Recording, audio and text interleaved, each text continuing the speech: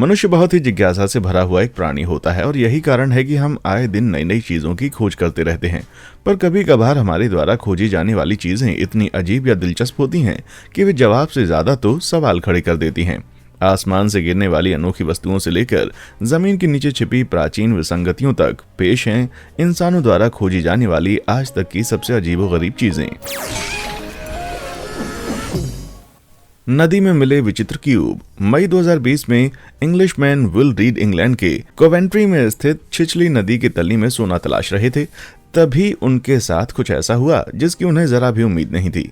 पहले तो विल और उनके 2 बेटों को लगा कि ये नदी की तली में जमा किसी तरह का कचरा मात्र है, पर वो जल्दी ही समझ गए कि उनके हाथ लगने वाली चीज बड़ी ही अनोखी थी। असल में ये लेड धातु से बने क्यूब थे जिनका साइज ऐसा था कि उन्हें अंगूठे और उनकी पहली उंगली के बीच में आराम से पकड़ा जा सके। क्यूब्स के हर फेस पर एक ग्रिड बनी हुई थी जिसमें कुछ चिन्ह और अंक लिखे हुए थे। उस नदी से ऐसे कुल 60 क्यूब्स के साथ साथ कई सिक्के भी मिले जिनको बीचों बीच एक सुराख बना हुआ मिला था। बिल्कुल समझ नहीं आ रहा था कि ये सब क्या है। सो उन्होंने जवाब के लिए इंटरनेट का रुख किया और पाया कि हिंदू धर्म का पालन करने वाले लोग धार्मिक कर्मकांड के लिए अक्सर ऐसे क्यूब्स का इस्तेमाल करते हैं। उन पर बने चिन्ह अंग ज्योतिष विद्या से जुड़े हुए थे जिसके माध्यम से आध्यात्मिक या अलौकिक शक्ति से मदद मांगी जाती थी और उन्हें और भी कारगर बनाने के लिए बहते हुए पानी में विसर्जित किया जाता था। लेकिन आमतौर पर इंडिया में पाई जाने वाली ये धार्मिक वस्तुएं इंग्लैंड की एक नदी में क्या कर रही थीं और वे आखिर कब से वहां पड़ी हुई थीं? पड़ताल के बाद पाया गया कि ये क्यूब्स और उनके साथ मिलने वाले सिक्के 1980 के दशक में बनाए गए थे, यानी वो करीब 40 साल से उस नदी में पड़े हुए थे। रही बात कि इंग्लैंड कैसे पहुंचे, तो जवाब है कि ब्रिटेन में बसने वाले हिंदुओं ने अपने नए देश में भी अपनी पुरानी परंपराओं को जीवित रखा और ये क्यूब उन्हीं की देन थी। भारत में गंगा जैसी नदियों को हिंदू धर्म के हिसाब से बहुत ही पवित्र माना जाता है, पर इंग्लैंड में गंगा न होने की वजह से इसे स्थानीय नदी से काम चलाना पड़ा। पर जिसने भी इन चीजों को नदी में डाला बहुत अच्छा किया, क्योंकि आमतौर पर नदियों से सड़े हुए जूते और जंग खाई शॉपिंग कार्ट जैसी बोरिंग चीजें ही बाहर निकलती हैं। इन क्यूब्स की डिस्कवरी अपने आप में ही बड़ी दिलचस्प थी। पर क्या आप जानते हैं कि आप भी रोज नई नई मजेदार खोज कर सकते हैं, वो भी अपने घर रहकर एक कदम बाहर निकाले बिना। आपको बस नीचे दिखाई दे रहे लाइक और सब्सक्राइब बटन्स को दबाना है ताकि डेली अपलोड होने वाला हमारा कोई भी जबरदस्त वीडियो आपसे छूट ना जाए। और हाँ, वीडियो को आखिर तक जरूर देखें क्योंकि आगे और भी मजेदार और दिलचस्प चीजें दिखाई जाने वाली हैं। Dragon stone. सितंबर 2020 की बात है जब अकांसास में स्थित एक खेत में अजीब से दिखने वाली चीज पाई गई। ये आखिर क्या है पता करने के लिए जब फेसबुक का सहारा लिया गया तो तड़ातड़ जवाब आने लगे, जिसमें एलियन और डायनासोर के जीवाश्मीकृत अंडों से लेकर पत्थर बन चुके कछुए के अंडे और विशालकाय मशरूम तक शामिल थे। कुछ जवाब दूसरों के मुकाबले ज्यादा वाजिब लग रहे थे, पर जैसे ही एक एक्सपर्ट ने मैदान में कदम रखा ज्यादातर जवाब गलत साबित हुए। असल में वो चीज एक ड्रैगन स्टोन था जो कि भूगर्भ शास्त्रियों के मुताबिक साइडराइट का ही रूप होता है। ये पत्थर ज्यादातर दलदल वाले इलाकों में विकसित होता है जहां हजारों साल तक सूखने के कारण मिट्टी में गहरी दरारें पड़ जाती हैं। धीरे धीरे कैल्साइट जैसे दूसरे खनिज उन दरारों में जमा हो जाते हैं। ज्यादातर ड्रैगन स्टोन्स अकांसास में मिलने वाले पत्थर के मुकाबले काफी छोटे होते हैं और नायाब पत्थरों को इकट्ठा करने का शौक रखने वालों की माने तो वो पत्थर बेशकीमती था। माना कि इसे खोजने वाले का दिल ये जानने के बाद जरूर टूटा होगा कि उसने किसी ड्रैगन की खोज नहीं की, पर कम से कम उस पत्थर के बदले मिलने वाले नोटों की गड्डी से वो अपने आंसू पहुंच सकेगा। प्राचीन भेड़िया। साल 2019 में पूर्वी साइबेरिया में एक ऐसी चीज मिली जो डरावनी होने के साथ साथ उतनी ही दिलचस्प भी थी। 10,000 साल पहले विलुप्त हो चुके इस भेड़िए का सिर साइबेरिया के ठंडे बर्फीले वातावरण के कारण एकदम सही सलामत सुरक्षित था। पता चला कि भेड़िए का ये सिर करीब 32,000 से 40,000 साल पुराना था और लगातार बर्फ में दबे होने के कारण जरा भी सड़ा गला नहीं था। उसका फर, मस्तिष्क, नाक और नुकीले दांत आज भी एकदम सही सलामत थे। खोज पड़ताल से ज्ञात हुआ कि इस भेड़िए का सिर आज के मौजूदा भेड़ियों के मुकाबले 5 इंच ज्यादा लंबा हुआ करता था। बड़े सिर और ज्यादा ताकतवर जबड़ों के कारण यह भेड़िया अपने जमाने में वुली मैमथ जैसे भारी भरकम जानवरों का शिकार बड़ी आसानी से करता था। पता नहीं कैसे बेचारे का सिर धड़ से अलग हो गया। शायद बर्फ के स्तर में बदलाव होने के कारण अलग हुआ हो। यह भी हो सकता है कि मरने के बाद उसका सिर जमीन में धंस गया हो और सतह के बाहर नजर आ रहे हिस्सों को मुर्दाखोरों ने खा लिया हो। वजह जो भी हो, मैं तो बस यही सोचकर खुश हूं कि आज के जमाने में हमें ऐसे खूंखार भेड़ियों को जिंदगी में कभी भी अपने सामने नहीं देखना होगा। प्राचीन आईफोन। आज के दौर में हम अपने मोबाइल फोन और टैबलेट के साथ इतना ज्यादा समय बिताने लगे हैं कि मानो वो हमारे शरीर का ही एक अभिन्न अंग हो। पर आपको ये जानकर काफी आश्चर्य होगा कि हाथों में टैबलेट जैसी चीजें थामने का शौक सिर्फ हमें नहीं बल्कि पुराने जमाने के लोगों को भी हुआ करता था। साल 2019 में आर्कियोलॉजिस्ट को तुवा रिपब्लिक में खुदाई के दौरान एक ऐसी चीज मिली जो बहुत हद तक आज के मोबाइल फोन जैसी दिख रही थी, पर अपने मालिक और उसके सिक्के और बर्तनों के साथ करीब 2100 साल पहले दफनाए जाने वाली ये चीज असल में एक बहुत बड़ा सा बक्कल है, जिसके दोनों छोर पर बने छेद में बेल्ट बांधी जाती थी, जो शायद समय के साथ सड़ गल के खत्म हो गई। ये बक्कल किसी बड़े से नगीने को तराश कर बना है, जिस पर फिरोजा, इंद्रकोप और मोती जैसे दूसरे छोटे छोटे कीमती पत्थर जड़े हुए थे। जिस वक्त इस व्यक्ति की मौत हुई थी उस काल में नगीनों से बने आइटम्स पहनने का चलन उस इलाके में बेहद दुर्लभ हुआ करता था और ऐसे आइटम्स ज्यादातर मर्दों द्वारा ही इस्तेमाल किए जाते थे। चूंकि ये कंकाल किसी महिला का था, इसलिए ये साबित होता है कि वो जरूर बहुत ही अमीर और शक्तिशाली रही होगी और जमाने के फैशन में सबसे आगे भी थी। आज भले ही वो हड्डियों का एक पुलिंदा मात्र रह गई हो, पर अपनी तड़क भड़क वाली पोशाक पहन ले तो आज भी रैंप वॉक कर सकती है। बस ध्यान रहे कि आपका फोन उसके हाथ न लगने पाए, वरना क्या पता उसे भी बेल्ट का बक्कल बना डाले। USB seal. कुछ डिस्कवरीज ऐसी होती हैं जिन्हें उसमें मिलने वाली चीजें नहीं बल्कि उन चीजों के मिलने की लोकेशन ज्यादा दिलचस्प बनाती है। जैसे साल 2019 में किसी बंदी की पेन ड्राइव न्यूजीलैंड में किसी लेपर्ड सील के जमे हुए पखाने में पड़ी हुई मिली। वैज्ञानिकों की एक टीम अपनी रिसर्च के लिए न्यूजीलैंड की बीचेस से सील का जमा हुआ पखाना इकट्ठा कर रही थी ताकि पता किया जा सके कि सील ने क्या क्या खाया था, और तभी उन्हें पेन ड्राइव मिली। कमाल की बात है कि पेन ड्राइव अभी भी काम कर रही थी, जिस पर एक फैमिली की फोटोज और वीडियोस के साथ साथ वॉलरस की तस्वीरें भी पड़ी थीं। कौतूहलवश वैज्ञानिकों ने पेन ड्राइव के मालिक की तलाश शुरू कर दी और मात्र कुछ ही दिनों में ओनर का पता चल गया। ओनर ने बताया कि उसे सील बहुत पसंद है और किसी दिन बीच पर लेपर्ड सील्स देखते वक्त उसने अपनी पेन ड्राइव वहां गिरा दी होगी। उसके बाद पता नहीं कैसे सील ने उस ड्राइव को खा लिया, शायद उसकी महक से आकर्षित हुई हो, या ये भी हो सकता है कि जैसे ही किसी चिड़िया ने पेन ड्राइव को अपनी चोंच में दबाया हो, वैसे ही सील ने आकर उसे पेन ड्राइव समेत चट कर लिया हो। अंदर कैसे भी पहुंची हो, अंत में पेन ड्राइव पीछे के रास्ते से बाहर निकल गई। और अगर उस दिन ये वैज्ञानिक बीच पर पखाना इकट्ठा न कर रहे होते तो ये दिलचस्प किस्सा हमारे सामने शायद कभी नहीं आ पाता। वेडिंग रिंग वाली अंगूठी। साल 2019 में लेक मिशिगन में मछली पकड़ रहे दोस्तों के एक ग्रुप को झील से निकली एक मछली के साथ बड़ा ही अनोखा गिफ्ट मिला, और वो गिफ्ट था मछली की पूंछ पर प्लास्टिक केबल से बंधी हुई एक वेडिंग रिंग। अपनी इस खोज से हैरान दोस्तों ने स्थानीय न्यूज चैनल से संपर्क किया ताकि अंगूठी की असल कहानी का पता लगाया जा सके। क्या कोई बंदा मछली से शादी करने की कोशिश कर रहा था, या शायद ये कोई टास्क रहा हो कि अगर तुमने वेडिंग रिंग वाली मछली पकड़ ली तो मैं तुमसे शादी के लिए हाँ कर दूंगी। ऐसा कुछ भी नहीं था। दरअसल वजह तो आपको और ज्यादा चौंका देगी। अंगूठी मिलने के महज एक हफ्ते के बाद ही एक शख्स ने आगे आकर अंगूठी के मालिक होने का दावा किया। पता चला कि जनाब अपनी भूतपूर्व पत्नी को कुछ वर्षों पहले तलाक देने के बाद अपनी वेडिंग रिंग से हमेशा हमेशा के लिए छुटकारा पाना चाह रहे थे। एक दिन वो शख्स यूं ही बैठा हुआ था कि उसे अचानक ध्यान आया कि पत्नी उसे जब देखो तब फिशिंग पर जाने के लिए कोसा करती थी, और तभी उसके मन में बदला लेने का एक परफेक्ट आइडिया आया। उसने अपने पिछले बुरे समय का अंत और तलाक के बाद मिलने वाली नई आजादी को सांकेतिक तौर पर दर्शाने के लिए बंदे ने अंगूठी को मछली से बांधकर लेक मिशिगन में फेंक दिया। उसके करीब 1.5 महीने बाद वो मछली अंगूठी समेत पकड़ी गई, जिसे देखकर उसके मालिक की तलाश शुरू हो गई। मछली पकड़ने वाले ने मालिक को अंगूठी वापस करने का ऑफर भी दिया, लेकिन ओनर ने उसे वापस लेने से एकदम मना कर दिया। उसने बताया कि वो रिंग उसकी जिंदगी में किसी श्राप से ज्यादा कुछ नहीं थी, और उससे छुटकारा पाने के बाद जिंदगी पहले से कहीं ज्यादा बेहतर हो गई। वो सब तो ठीक है, पर मैं दावा कर सकता हूँ कि इंसानों के इस पचड़े में पड़ना मछली को जरा भी पसंद नहीं आया होगा। लेकिन अफसोस कि इस पूरे प्रकरण में मछली की क्या राय थी, जानने के लिए हमारा उससे संपर्क ही नहीं हो पाया। बीच पर मिली कोई बड़ी सी चीज। दिसंबर 2008 की बात है, जब न्यूजीलैंड की मुरीवई बीच पर टहलने गए लोगों ने पाया कि एक बहुत बड़ी सी मिस्ट्री उनका इंतजार कर रही थी। किसी अजीब तरह की शिल से ढकी एक विशालकाय चीज समुद्र से बहकर बीच पे आ गई थी। उसमें से चोटियों जैसी लंबी लंबी चीजें निकली हुई थीं, और उससे बहुत ही भीषण दुर्गंध भी उठ रही थी। भीड़ जमा हो गई और लोगों ने तरह तरह के कयास लगाने शुरू कर दिए कि ये चीज आखिर क्या है। कुछ लोगों ने मजाक में कहा कि एक बड़ा सा वॉलरस है जिसने दाढ़ियां बढ़ा रखी हैं। वहीं कुछ ने कहा कि ये शायद एलियंस के अंडों का घोंसला है जो किसी तरह समुद्र तल से जमीन पर बहकर आ गया। एक बंदे ने मजाकी अंदाज में कहा कि ये शायद क्रिसमस ट्री का समुद्री वर्जन है। और मजे की बात यह है कि यह जवाब सच के सबसे ज्यादा करीब था। असल में यह विशालकाय रहस्यमय चीज समुद्र की लहरों में गोता खाता हुआ लकड़ी का एक बड़ा सा टुकड़ा है, जो उस पर ढेर सारी गूजनेक बार्निकल्स या केकड़े जैसी एक समुद्री जीव चिपकने से पूरी तरह ढक चुकी थी। चोटी जैसी उन लंबी लंबी चीजों की मदद से ही ये जीव लकड़ी के टुकड़े पर चिपके हुए थे। स्पेन के लोग इस जीव को बड़े ही चाव से खाते हैं, यानी समुद्र ने मजेदार सी फूड की एक बड़ी सी प्लेट बीच पर लाकर रख दी थी। ये बात अलग है कि उसमें से बदबू इतनी जबरदस्त उठ रही थी कि खाने का ख्याल तो किसी के भी मन में नहीं आया होगा। कई दिनों से खुले में पड़े रहने के कारण बार्निकल सड़ना शुरू हो गए थे। यही कारण था कि बीच पर भीषण दुर्गंध आ रही थी। आप जानते होंगे कि सी फूड को अगर खुली हवा और गर्म माहौल में ज्यादा देर के लिए छोड़ दिया जाए तो उससे उठने वाली बदबू कैसा उत्पात मचाती है। यानी समुद्र ने लोगों के खाने के लिए अपनी तरफ से तो अच्छा इंतजाम किया था, पर अफसोस की लजीज दावत किसी भी शख्स की खाने की प्लेट या रेस्टोरेंट के मेन्यू पर दिखाई नहीं देगी। प्राचीन जादूगरनी का साजो सामान। एक ज्वालामुखी विस्फोट ने जब सन 79 ईस्वी में प्राचीन रोम के पोम्पे शहर में तबाही मचाई तो शहर का ज्यादातर हिस्सा राख की एक मोटी चादर तले दफन हो गया।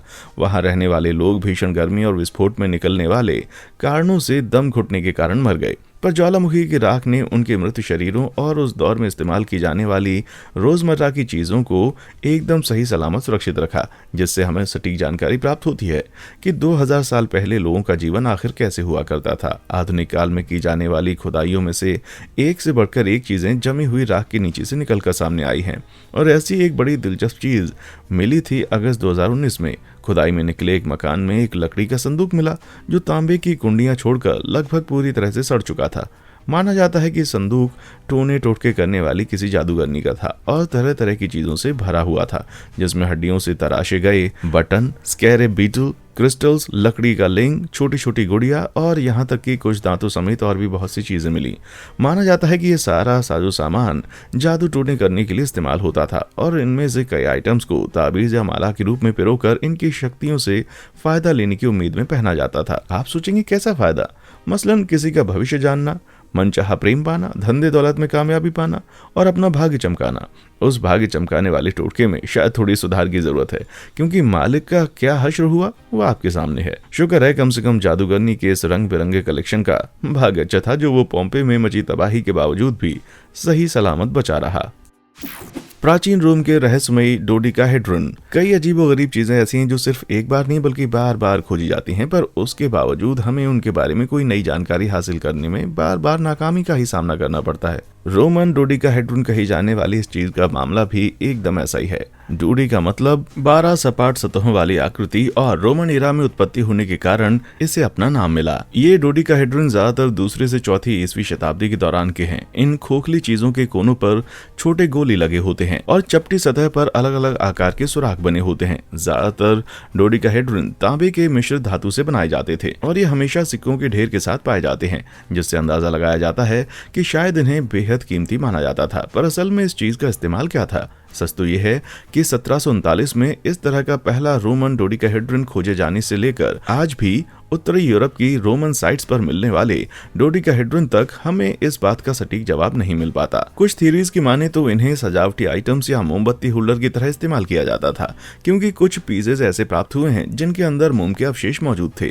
वहीं कुछ का कहना है कि उन्हें दूर स्थित चीजों का आकार नापने या अपने खांचों के आकार के हिसाब से नकली सिक्के पकड़ने और यहाँ तक कि लोगों का भविष्य बताने में भी इस्तेमाल किया जाता था। अभी हाल ही की एक थ्योरी डोडेकाहेड्रन की चपटी सतह पर मौजूद सुराख के अलग अलग साइज के हिसाब से दावा करती है कि ये शायद उंगलियों के लिए बनाए गए थे और उनके इर्द गिर्द ग्लव्स बुने जाते थे। इस थ्योरी में दम भी है, क्योंकि इस तरह के ज्यादातर डोडेकाहेड्रन उत्तरी यूरोप के ठंडे इलाकों में ही पाए गए हैं। इन सब चीजों के बावजूद आज किसी भी तेवरी को पक्के तौर पर वेरीफाई कर पाना लगभग नामुमकिन है, क्योंकि रोमन आलेखों में इन डोडेकाहेड्रन्स का कोई भी उल्लेख नहीं मिलता। उस जमाने का कोई भी पुख्ता सबूत न मिल पाने के कारण इन रोमन डोडेकाहेड्रन की असलियत आज भी कई सवालों में घिरी हुई है। बीच पे मिली एलियन की शहनाई। 2018 की बात है, जब एक आदमी ऑस्ट्रेलिया के पूर्वी तट पर स्थित एयरपोर्ट बीच पर टहल रहा था, तभी उसे किसी एलियन द्वारा बजाई जाने वाली शहनाई जैसी दिखने वाली कोई चीज नजर आई। मन में सवाल खड़ा करने वाली चीज 10 फीट लंबी 2 प्लास्टिक पाइप को काली पन्नी में लपेटकर मछली पकड़ने वाली जाल से बांधकर बनाई गई थी। उसके एक सिरे पर पारदर्शी प्लास्टिक का एक गोला था जिसके अंदर कुछ इलेक्ट्रिकल पार्ट्स नजर आ रहे थे, पर गोले को ट्यूब से जोड़ने वाली किसी भी तरह की वायरिंग नजर नहीं आ रही थी। इस चीज के ओरिजिन से जुड़ा बस एक ही सुराग था, उस पर फॉल्कन लिखा हुआ था, जिससे लोगों ने अंदाजा लगाया कि शायद ये तट पर थोड़ा दक्षिण की तरफ स्थित सिडनी शहर की फॉल्कन ऑयल कंपनी का कोई सामान रहा हो। अगर रहा भी हो तो कंपनी ने आज तक आगे आकर कोई सफाई पेश नहीं की है। वहीं दूसरों का कहना है कि शायद ये किसी लॉन्ग लाइन शिपिंग बोट पर लगा हैंगर मास्ट है, जो शायद तेज हवा या लहरों के कारण बाकी के जाल से टूटकर गिर गया हो। जो भी हो, आज घटना के 4 साल बाद भी आधिकारिक तौर पर किसी नतीजे पर नहीं पहुंचा जा सका है। आपके हिसाब से चीज क्या हो सकती है? क्या एलियन की शहनाई वाली मेरी थ्योरी में कोई दम है? नीचे कमेंट बॉक्स में आकर अपना जवाब हमें जरूर दें। वोल्गोग्राड में पत्थर की यूएफओ। कुछ डिस्कवरीज ऐसी होती हैं जो कि कुछ लोग उसे अभूतपूर्व बताते हैं, वहीं कुछ लोगों से पूछा जाए तो उनमें ऐसी कोई खास बात नहीं होती। रशिया की मिलिट्री इन्वेस्टिगेशन टीम कॉस्मोपोइस की माने तो वोल्गोग्राड में एक खोजी अभियान के दौरान मिलने वाली पत्थर की ये बड़ी सी डिस्क एक बहुत ही अनोखी डिस्कवरी है। ये बड़ी सी डिस्क उस इलाके में मिलने वाली कई डिस्क में से एक थी और इसे खोजने वाले दल के मुताबिक डिस्क का शेप बहुत ही महत्वपूर्ण था। उनके मुताबिक पत्थर का ये शेप और साथ में उसमें सैन्य हथियारों में इस्तेमाल किए जाने वाले धातु टंगस्टन की मौजूदगी इस बात का इशारा था कि ये पत्थर किसी न किसी तरह एलियन से जुड़ा हुआ है। जी हाँ, आपने सही सुना। यूएफओ में दिलचस्पी रखने वाले खोजियों के इस दल ने दावा किया कि ये पत्थर एलियंस द्वारा इस्तेमाल किए जाने वाले प्राचीन यान या यूएफओ का अवशेष था। ये यूएफओ जैसा नहीं दिख रहा था क्योंकि दसियों लाख साल पहले धरती पर क्रैश होने के कारण उसकी धातु जंग खाकर गल चुकी है। मेरे हिसाब से ज्यादातर लोग इस बात से सहमत नहीं होंगे और मैं भी उनमें से एक हूं, क्योंकि इस शेप के पत्थरों का कुदरती तौर पर पाया जाना कोई अनोखी बात नहीं है। इस तरह की पत्थर की गांठ को कॉन्क्रीशन कहा जाता है। ये कॉन्क्रीशन दो बड़े पत्थरों के बीच की दरार में धीरे धीरे समय के अंतराल में खनिज रिस कर जमा हो जाने के कारण उत्पन्न होते हैं। पत्थर की ये गांठें इर्द गिर्द के मटेरियल से कहीं ज्यादा सख्त होती हैं और अपरदन के कारण जब आसपास का पत्थर हट जाता है तो ये गांठें खुले में आ जाती हैं। मनुष्य सैकड़ों साल से ऐसे कॉन्क्रीशन को खुले में देखकर चकित होता आ रहा है और कॉस्मोपोइस ग्रुप का निष्कर्ष अपने आप में कोई नई बात नहीं थी। और तो और टीम ने पत्थर में टंगस्टन मौजूद होने का भी कोई सबूत पेश नहीं किया था, लेकिन अगर कर भी देते तो उससे एलियंस जैसा कुछ भी साबित ना होता, क्योंकि भले ये दुर्लभ हो पर प्राकृतिक तत्वों में टंगस्टन की भी कुछ मात्रा पाई जाती है। इसमें कोई दो राय नहीं है कि इस तरह के पत्थर बड़े ही दिलचस्प होते हैं, पर उन्हें सीधे एलियंस से जोड़ देना ये तो भाई कल्पना की कुछ ज्यादा ही लंबी उड़ान साबित होगी। अंतरिक्ष से गिरे गोले। लोग तो अजीबोगरीब चीजों को आए दिन एलियंस या अंतरिक्ष से जोड़ते रहते हैं, पर इस तरह के दावों को कभी सच साबित नहीं किया जा सकता है। लेकिन आसमान से अजीबोगरीब चीजें गिरने के कई सच्चे मामले अभी हाल ही के सालों में सामने आ चुके हैं। इस तरह की दो अलग अलग घटनाओं में, जिसमें कि पहली 2008 में ऑस्ट्रेलिया में और दूसरी 2015 में स्पेन में घटी थी, एकदम एक जैसे दिखने वाले दो बड़े बड़े गोले आसमान से धड़धड़ाते हुए सीधे लोगों के खेत में आ गिरे। दो घटनाओं के बीच 7 साल का फासला होने के बावजूद कसकर लपेटी गई मेटल केबल की ये दोनों बॉल्स एकदम हूबहू एक दूसरे जैसी थी। केबल बांधने का पैटर्न देखकर साफ था कि ये किसी कुदरती उल्कापिंड का अवशेष नहीं था। तो फिर ये चीज आखिर क्या थी? अधिकारियों ने अपनी जांच के बाद पाया कि ये दोनों गोले अंतरिक्ष से गिरे हुए मानव निर्मित मलबे के टुकड़े थे, जो किसी तरह धरती पर वापस आ गिरे। माना जाता है कि ये गोले 1998 में फ्लोरिडा से लॉन्च किए गए एक सैटेलाइट की फ्यूल मॉड्यूल का हिस्सा थे, जो बरसों से पृथ्वी के चक्कर काटने के बाद गुरुत्वाकर्षण के कारण धरती पर आ गिरा और खेतों में काम कर रहे किसानों को एकदम से चौंका दिया। वैसे ये खोज दिलचस्प तो थी, पर इसमें एक बड़ा सा खतरा भी था। जरा इस चीज का साइज तो देखिए, और ये कितनी सख्त चीज से बनी हुई है। भगवान न करे धरती से टकराते वक्त अगर ये किसी शख्स पर गिर जाती तो शायद उसकी लाश भी देखने को ना मिलती। तो चौकन्ने रहिए और आसमान पर नजर टिकाए रखिए, क्योंकि नजर हटी तो दुर्घटना घट सकती है भाई। मेटल के रहस्यमय ब्लॉक्स। नवंबर 2020 में यूटा के रेगिस्तानों में न जाने कहां से मेटल का एक बड़ा सा चमचमाता हुआ ब्लॉक प्रकट हो गया। वन विभाग के अधिकारियों ने एक हेलीकॉप्टर में सवार होकर इलाके में बिग हॉर्न शीप की गिनती करते वक्त इस ब्लॉक को नोटिस किया था। इस बात की खबर फैलते ही इंटरनेट की दुनिया में भूचाल सा आ गया और लोगों ने इसे स्टैनली कुब्रिक की 1968 में आने वाली मूवी 2001 स्पेस ओडिसी में नजर आने वाले ब्लॉक से जोड़कर देखना शुरू कर दिया। मूवी में दिखाया जाने वाला ब्लॉक मानव को उनके विकास के अगले चरण में ले जाता है, लेकिन यूटा में प्रकट होने वाले ब्लॉक में ऐसी कोई खास बात नहीं थी। कुछ ही दिनों बाद एक फोटोग्राफर ने ब्लॉक को खंडित किए जाने की फोटोज अपलोड की तो पता चला कि वो जमीन में धसी हुई प्लाई और मेटल शीट से ज्यादा कुछ भी नहीं था, जिसे हटाने के बाद इस बेस और कुछ पत्थरों के अलावा कुछ भी नहीं बचा। इस पर कहानी खत्म नहीं होती। उसी नवंबर के अंत में हूबहू ऐसा ही एक ब्लॉक रोमानिया में पाया गया। उसी के एक हफ्ते बाद बिल्कुल वैसा ही ब्लॉक कैलिफोर्निया की पाइन माउंटेन पर पाया गया। ये सारे ब्लॉक हूबहू एक दूसरे के जैसे थे। सो जाहिर था कि वे सारे के सारे किसी न किसी तरह आपस में जुड़े थे। उनके पीछे किसका हाथ था और वे दुनिया को क्या संदेश देना चाहते थे? क्या ये सब महज एक पब्लिसिटी स्टंट था? इन बातों का जवाब फिलहाल किसी के पास नहीं है। अफवाहों की माने तो ये प्रोग्रेसिव मेटल बैंड टेस्टरेक्ट की लेटेस्ट एल्बम को प्रमोट करने का एक हथकंडा था, क्योंकि उसकी एल्बम के कवर पर भी ऐसे ही ब्लॉग छपे हुए थे। पर बाकी बातों की तरह ये बात भी फिलहाल महज एक अफवाह थी। आर्माडिलो के प्राचीन रिश्तेदार की शैल। 2019 में अर्जेंटीना के ब्यूनस आयर्स में एक छोटे नाले के किनारे मछली पकड़ते वक्त एक आदमी को कुछ ऐसा नजर आया जो पक्के तौर पर कोई मछली तो नहीं था।